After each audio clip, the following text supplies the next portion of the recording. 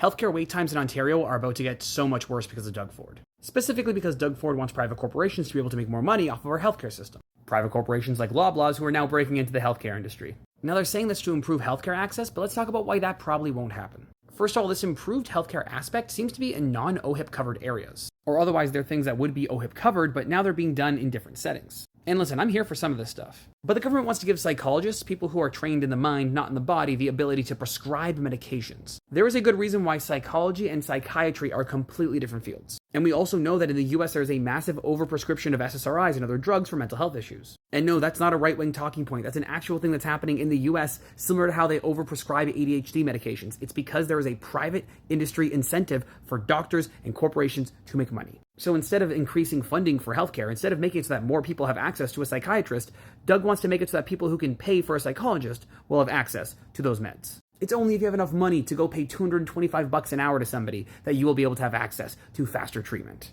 Treatment which, by the way, they are not trained in. And if you thought wait times right now were bad for MRIs, CT scans, and x-rays, they're about to get a lot worse because dental hygienists, denturists, speech-language pathologists, physiotherapists, and chiropractors and chirotopists will now be able to give you a referral for one. And listen, once again, in some of these scenarios, I kind of understand it. A physiotherapist makes sense to me. But go talk to a medical doctor and ask them if they think that chiropractors should be able to give referrals for MRIs and CT scans. Just see what their opinion is on that. Or speech-language pathologists. I don't understand why. This will increase wait times because instead of you having to go through your family doctor, somebody who understands your medical history, you can just keep shopping around to different private healthcare providers until somebody gives you one. And regardless of whether or not this is OHIP covered, regardless of whether or not you're paying for this out of pocket, this is still going to cause longer wait times. Because this isn't expanding care. This isn't expanding the access to MRIs and CT scans. It just means that more people are going to be able to get them, even if they don't need them. And they're also expanding the amount of things that pharmacists can provide care for. I love my pharmacist. I think that he's like one of the best guys I've ever met. But in some parts of Ontario, there have actually been shortages of certain antibiotics because of overprescription by pharmacists.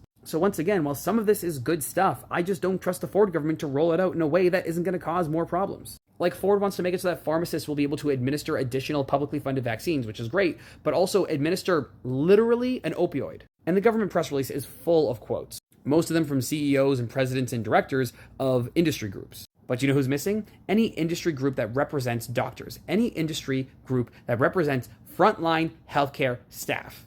Nothing about family medicine in there. Because at the end of the day, this is all about Doug Ford allowing for Loblaws to be able to charge us for more things.